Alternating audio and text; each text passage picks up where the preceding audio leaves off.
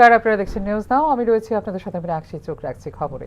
ধরতি আভা জনভাগিদারি প্রকল্পে উপজাতি কল্যাণ দপ্তরের পাশাপাশি অন্যান্য লাইন ডিপার্টমেন্টগুলিও পেয়েছে পর্যাপ্ত অর্থরাশি। সাংবাদিক সম্মেলনে জানিয়েছে রাজ্য সরকার। ধরতি আভা জনভাগিদারি কেন্দ্রীয় প্রকল্পে পর্যাপ্ত অর্থরাশি পেয়েছে রাজ্য সরকার। এক্ষেত্রে ত্রিপুরা উপজাতি কল্যাণ দপ্তরকে আগামী 5 বছরের জন্য অর্থরাশি মঞ্জুর করেছে কেন্দ্রীয় সরকার।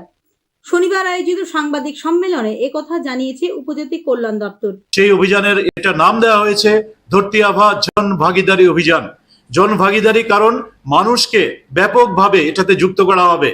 আমরা দেখেছি আমাদের ত্রিপুরা রাজ্যে এই প্রকল্পের মধ্যে স্যাংশন পাওয়ার ক্ষেত্রে আমরা ভারতবর্ষের ফ্রন্ট লাইন স্টেটগুলির মধ্যে রয়েছি। সম্প্রতি গত 3রা জুন গুয়াহাটিতে যে কেন্দ্রীয় মন্ত্রক রয়েছে, কেন্দ্রীয় জনজাতি মন্ত্রণালয়, তাদের পরিচালনায়, তাদের ব্যবস্থাপনায় গুয়াহাটিতে 3রা জুন রিজনাল ওয়ার্কশপ হয়েছে, যেখানে নর্থ ইস্টার্নের সবগুলো স্টেটস উপস্থিত ছিলেন এবং কেন্দ্রীয় মন্ত্রকের সমস্ত অফিসাররা উপস্থিত ছিলেন। সেখানে আমরা দেখেছি যে ত্রিপুরা লিড স্টেট হিসেবে চিহ্নিত হয়েছে। আমাদের যে প্রকল্পের প্রণয়ন আমরা করেছিলাম, সেই প্রকল্পের ইতিমধ্যে যেটা স্যাংশন সেটা আমরা পেয়েছি। শুধুমাত্র 2024-25-এর জন্য নয়, শুধুমাত্র 2025-26-এর জন্য নয়, পুরো 5 বছরের জন্য আমরা ডিএমদের সাহায্য নিয়ে প্রকল্প প্রস্তাব পাঠিয়েছিলাম এবং সেখানে পুরো 5 বছরের জন্য যে স্টেটগুলো স্যাংশন পেয়েছে, মাত্র হ্যান্ডফুল অফ স্টেটস স্যাংশন পেয়েছে। সেই স্যাংশনগুলির মধ্যে নর্থ ইস্টার্নের মধ্যে একমাত্র ত্রিপুরা রয়েছে, যারা আগামী 5 বছরের জন্য জনজাতি মন্ত্রণালয়ের যে কাজগুলিতে করবে আগামী 5 বছরে, তার জন্য আমরা স্যাংশন পেয়েছি।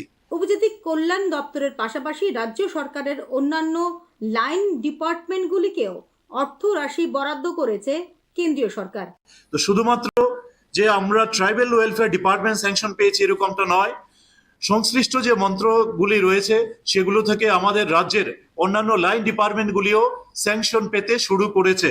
হয়তো তারা পুরো 5 বছরের জন্য স্যাংশন পায়নি, কিন্তু তারা প্রথম বছর, দ্বিতীয় বছর তার জন্য স্যাংশন পেতে শুরু করেছে এবং এটা ভারতবর্ষের মধ্যে মাত্র কয়েকটা স্টেট পেয়েছে। ধরতি আভা জন ভাগিদারি প্রকল্পে 20টি নতুন হোস্টেল, 2টি মাল্টিপারপাস মল, 16টি ছাত্রাবাসের সংস্কার ইত্যাদি কাজের জন্য উপজাতি কল্যাণ দপ্তরকে মোট 80,99,00,000 টাকা বরাদ্দ করেছে কেন্দ্রীয় সরকার।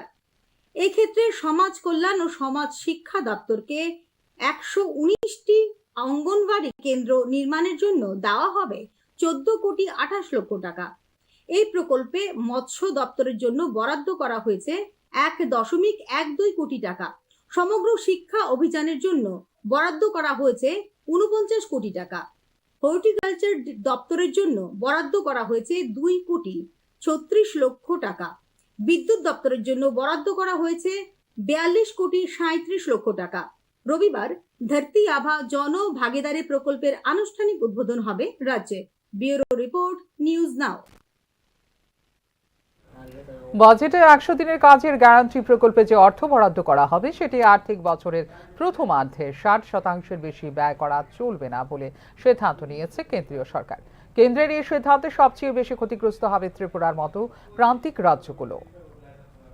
100 দিনের কাজের গ্যারান্টি প্রকল্প কি ধীরে ধীরে সীমাবদ্ধ করে দেওয়া হবে? ইতিমধ্যেই এ নিয়ে শুরু হয়েছে জোর চর্চা। এই বিষয়ে সিদ্ধান্ত জানিয়েও দেওয়া হয়েছে গ্রাম উন্নয়ন মন্ত্রককে। এবার থেকে বাজেটে 100 দিনের গ্যারান্টি প্রকল্পে যে অর্থ বরাদ্দ করা হবে সেটি আর্থিক বছরের প্রথমার্ধে 60% বেশি ব্যয় করা চলবে না বলে সিদ্ধান্ত নিয়েছে কেন্দ্রীয় অর্থ মন্ত্রক।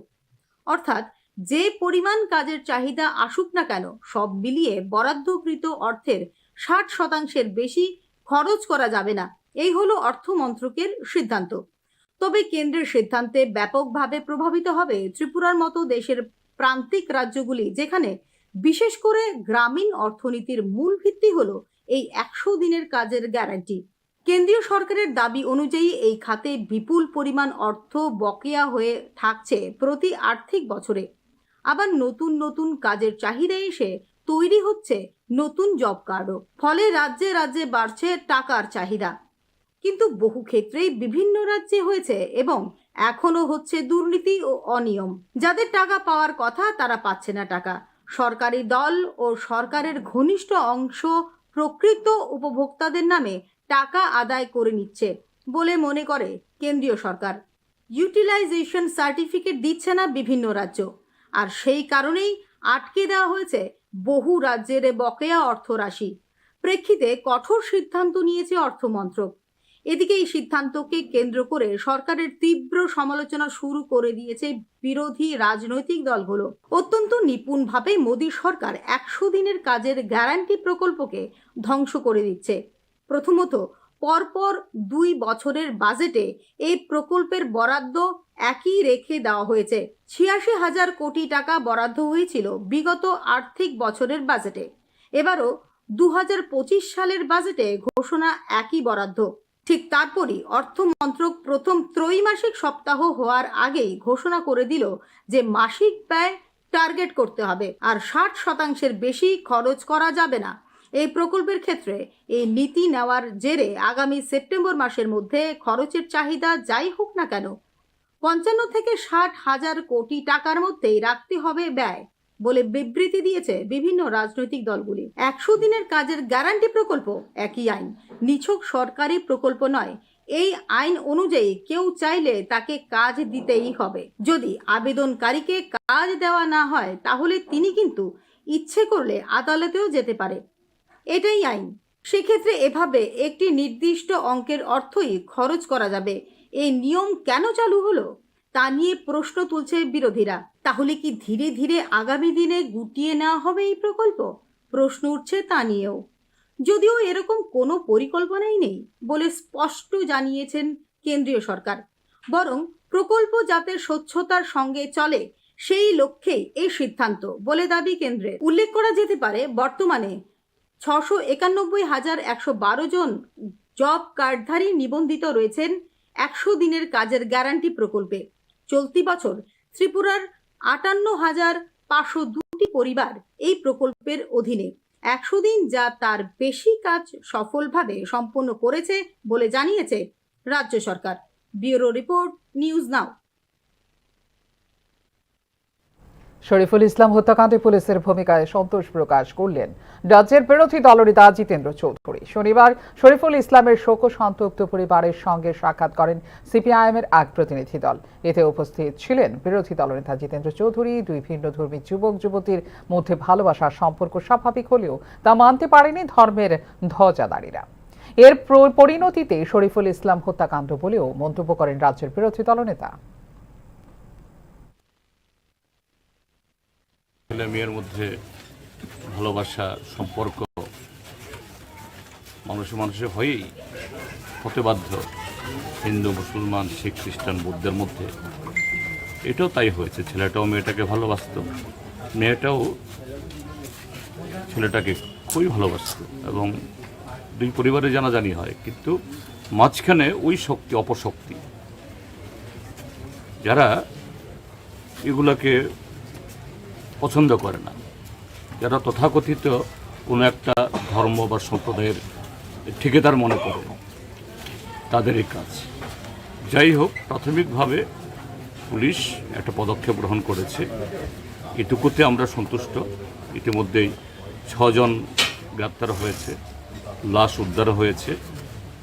কিন্তু বাকিটাও, শুধু গ্রেপ্তার হতে চলবে না, বাকিটাও চরম শাস্তি দেওয়া এবং এটা যেন একটা উদাহরণ তৈরি করতে পারে। ত্রিপুরা রাজ্য পুলিশের সামনে এটা একটা অগ্নি পরীক্ষা। আমরা গণতান্ত্রিক আন্দোলনের তরফ থেকে, নাগরিকদের তরফ থেকে পুলিশের উপরে আমরা সে অনুরোধ জানাবো এবং চাপও রাখবো যাতে শরীফুলের মা বাবারা তার সঠিক বিচার পান।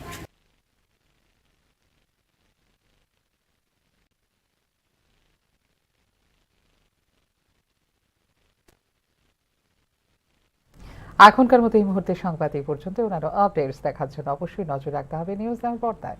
নমস্কার।